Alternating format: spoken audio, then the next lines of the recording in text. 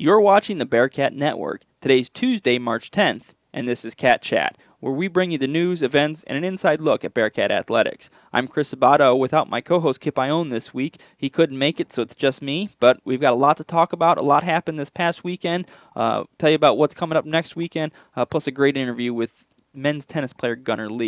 So let's jump into the roundup and take a quick look at what happened this past weekend. Men's tennis hosted Puget Sound on Friday. They picked up a 6-3 win and earned singles wins from Jack Schreibner, Gunnar Lee, Blake Brash, and Jacob Blaisdell, and doubles wins from Lee and Blaisdell and Wexman and Brash. On Saturday, they played Pacific Lutheran, same score, but unfortunately they were on the losing end this side. But they got singles wins from Sam Wexman and Gunnar Lee, and a doubles win from Wexman and Brash. They're currently 1-3 overall and 1-2 in the Northwest Conference. Women's tennis was at Pacific Lutheran on Saturday. They had a 5-4 loss, but picked up singles wins from Denise Poltowski, Michaela Smith, Katie Adams, and doubles wins from Poltowski and Smith. Just down the road at Puget Sound on Sunday, same score, 5-4, but they were on the same losing end. But they did pick up singles wins from Denise Poltowski and Ashley Evans, as well as doubles wins from Poltowski and Smith and Guman and Sohn. The Bearcats are 0-5 overall and 0-4 in the Northwest Conference. Hopefully they can pick up a couple wins. They were pretty close this weekend, but just a little bit short. Men's track and field had the Willamette opener this weekend. They were second behind Western Oregon and had 17 athletes qualifying 23 events for the Northwest Conference Championship. So they're well on their way to sending a pretty solid squad to the Conference Championships. Daniel Swanson picked up a PR in the 800 of 157.93, and Tyler Higley was first in the shot with a throw of 14 meters 91, which is about 48.11. And he was also first in the hammer with a throw of 48.13, which is about 160 feet. He also earned Northwest Conference Athlete of the Week honors. In women's track and field, they were again second behind Western Oregon, but had 28 athletes qualifying 39 events for the Northwest Conference Championships. Molly Bond had a PR in the long jump of 5:22, about 17 feet, and Mara Forbush had two PRs in the 100 at 12:77 and the 200 at 25:80. Mika Townsend had a PR in the disc of 35:45, about 120 feet, and Jocelyn Wright had a PR in the hammer of 43.64, which is about 143 feet. On the baseball diamond, tough games for the Bearcats this weekend. They hosted Pacific Lutheran, 4-2 loss and a 14-2 loss on Saturday, but they came back with a 5-3 win on Sunday. The Bearcats are currently 13-3 overall and 6-3 in the Northwest Conference. They're currently second place in the Northwest Conference standings. On the softball diamond, Pacific on Saturday, 2-0 loss, 9-4 loss, so tough games for the ladies on Saturday, and another set of tough games on Sunday. They fell 7-5 and 5-1 to George Fox. They're currently 1-13 overall and 1-7 in the Northwest Conference. Gunnar, thanks for joining us today. Yeah. We're going to start things off a little bit, hopefully with an easy question. Okay. Talk to me a little bit about why you chose Willamette. Okay. So, well, for me personally, it was all about the academics. I really took out athletics and all that, and I just wanted to pick the school that was right for me, that would prepare me best for what I wanted to do and what I wanted to study. And Willamette, with the small student-to-teacher ratio and everything, it just seemed like a perfect fit for me. So you're from Hawaii, Yeah. and you're from Hilo. Yeah. That's the Big Island, Yeah, right? yeah. Okay. Was there a culture change between Hawaii and the Willamette Valley? Maybe a little bit, but actually, everyone in Hawaii is like really friendly, and everyone here at Willamette is extremely friendly. So really, there wasn't much besides like things like the weather, but the culture, no, it's still very friendly, and so it wasn't too bad. So the weather. Yeah. So you play a sport that I would say traditionally is an outdoor sport. Yes, absolutely. And I'm sure in high school you played in a lot of sunny and 80 degrees. Yeah. And those are few and far between here. Has that affected your game at all? Oh, yeah, most definitely. I remember the first tournament we played, the ITA. I had a morning match at like 7, and it was like 50 maybe, and it was horrible. I didn't know, but I've definitely had to learn how to adjust. It makes the ball play a little bit differently, and not to mention it's just uncomfortable for someone. Like, I'd rather play in 90 degrees than in 40. So there was a lot of adjustment that I needed to make. So while we're on the topic of tennis, talk to me a little about your play singles and doubles. Is there a big difference between the two? Do you prepare differently? Do you practice differently? Yeah, there's actually a huge difference between doubles and singles, or at least I think so. In terms of preparation, you do have to prepare a little bit differently in practice. You definitely have to make your goals more oriented towards doubles or singles. Doubles is it's a lot quicker, and you have to react a lot faster. Whereas in singles, you can kind of control the pace, but in doubles, it just kind of happens really quickly, and so it's hard to just play singles and just immediately jump into doubles. You have to be ready for it. Right. So do you your doubles partner is who? Jacob Blaisdell. Jacob Blaisdell. Yeah. And so do you guys practice together a lot? Yeah. We always. Well, our coach is big on us being able to play with anyone at any given time, but I mostly practice with Jacob, and I think we complement each other well, and we have good personality control between us, and so I think we're a good pair. Is that a you talk about coach wanting you to be able to play with whoever?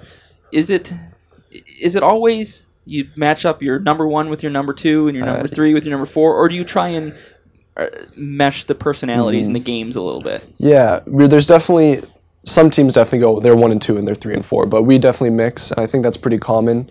For one, just because you're a good singles player doesn't necessarily make you a good doubles player, just because it's a little bit different. You have to be a little bit better at the net and stuff like that. But yeah, it's really based off complementing each other. Like, you can't just put 2 people who just love to stay at the baseline and whatever. So you had a pretty good weekend. Yeah. The team won, same score. Yeah. 1 win and 1 loss. Yeah. You're playing singles position 3. How does that work? Do you like be like, I want to be 1, and you like beat whoever's 1, or is it more of the coach kind of making those decisions? It's ultimately coach's decision. I mean, for me personally, I don't really care where I play. I just want to make sure that I can get us that win. Whether it be at 6 or at 1, or maybe even sitting out a match if I need to. But yeah, I think it's just important that we make our lineup so that we can maximize our wins. Okay, and so you are number 3 in singles, but in doubles, you guys are number 1. Yeah. And is that? I'm guessing that's probably because you complement each other pretty well, and the bunch of pencils together is hard to break. That's exactly what it's like. Yeah. Good. So, what are your kind of thoughts on the season so far? How do you think it's gone? Well, it's still been really early. Sadly, in just our first 3 conference matches, we've had to play a couple matches without two of our top 6 guys, so that's been tough. But I feel like, that we are definitely should be contending with all these teams. We have a good team. Everyone wants to win. There's not one person who just wants to put their head down and just say, oh well, we'll just make it through. No, we all want to win, and I have big hopes for this team this season and next season. And so far this season, we talk about the weather. We've been lucky. It's been awesome. We've had some great weather. I was out at the match not this weekend but last weekend, and it was gorgeous. Yeah. And so hopefully that continues. That'd be great. Let's switch gears a little bit and talk a little bit about academics. What's your major? So I'm a biochemistry major, and just this semester I declared a double major in Japanese. And so what are your ambitions with that? I'm a little bit undecided if I want to go into chemical research or whatever, but I think for me my number 1 goal right now would probably be to get into med school. I think that would be I just really like that whole career path, and I think it'd be really good for me. Super. And so what has been your favorite class that you've taken? My favorite class? Right now, I mean, I've only been in it for the start of the semester, but I'm in biochemistry right now, and it's actually super interesting. And it's I feel like this is what I've been taking all the intro level classes for, is to get this sort of experience. Good. Well, that's good. Yeah. It's actually not that's not a common. Usually, our interviewees pick a class that is not in their major. So maybe this biochem people they're doing something right over there. So you were abroad this summer, and that's something that is pretty typical amongst Willamette students and even athletes, and fortunate enough that you could do it over the summer and not miss any tennis at all.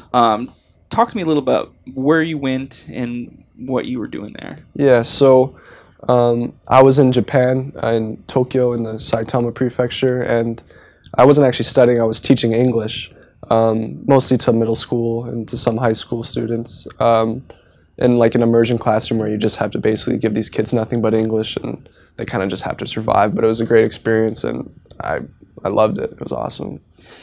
So how long did you spend over there? Oh yeah, so I spent about a month and a half. Yeah. And you're just teaching, huh? Yeah, well, there's teaching, and of course we went and saw the site. I was with one of my friends, and so we went and saw the sites, and we checked it out and got the whole cultural experience. It was great. Was that your first time? No, it was actually, I'd been once in high school. This was my second time, but it was much better to go kind of like independently as myself, and I can go and choose what I wanted to go see and stuff. And so was that a conscious choice? You wanted to go there to do this, or was it the opportunity presented itself and you kind of said yes? No, actually, yeah, I really wanted to do it, and me and my friend, we made a conscious effort to get into contact with this school that, they had a relationship with the college in Hilo, so that's how we set it up. Super. So, last question. What do you do to keep your singles wins coming, and also maybe add a couple W's for the team as well? It's a good question. Well, obviously we're going to work hard every day in practice. I need to keep myself healthy. I've already, experienced a bit of an injury already, but I've played through it. So definitely staying healthy is up there. But I think I just need to stay tenacious. The more I want it, the more I win. Basically, school is tough, and sometimes you feel like just so pressured, and you're like, this tennis match, what does it actually mean? But it really does mean a lot to myself and to my teammates. So. As long as I keep that drive, I think it'll be a good season. Good. Well, I lied because now I've got another question. So you talk about the academics and that kind of being difficult and frustrating sometimes. Do you check that at the door when you come onto the tennis court? Yeah, absolutely. Like tennis is I'm playing tennis because it's a great outlet. You can just put your work aside. You're going to tennis and you're just giving tennis 150% of yourself, and you're just having a great time doing it. Great. Well, I'm glad you could stop by, and best of luck this weekend. Yeah, thanks. Let's look ahead and see what we have coming up this weekend. Not much at home, just women's tennis on Saturday at 10 a.m. versus Linfield, and Sunday at 10 a.m. Versus Lewis and Clark. The men's and women's golf teams are at the Pioneer Invitational at Heron Lakes Golf Club. They're playing the Greenback course. And that's Saturday and Sunday. And men's tennis is at Linfield on Saturday at 1 and at Lewis and Clark on Sunday at 10 a.m. Men's and women's track and field are up at Mount Hood Community College for the Saints Open, and that kicks off at 10 a.m. on Saturday. Baseball is up at Puget Sound for 2 games on Saturday and 1 on Sunday. And softball plays at Puget Sound on Saturday and at Pacific Lutheran on Sunday. Both those games start at noon. That's it for this week of Cat Chat. Not much at home this weekend, but women's tennis, and hopefully it'll be a good day. You can catch some women's tennis, and hopefully they'll be playing out at the tennis courts here. Softball and baseball should be streamed. It's up to those teams, and I think they both stream, so you can probably catch those games on the BEARCAT Network at bit.ly/BEARCAT Network. And remember to follow us on social media, bit.ly/WooSocial for Instagram and Twitter and Facebook and all that good stuff. Until next week, we'll see you later.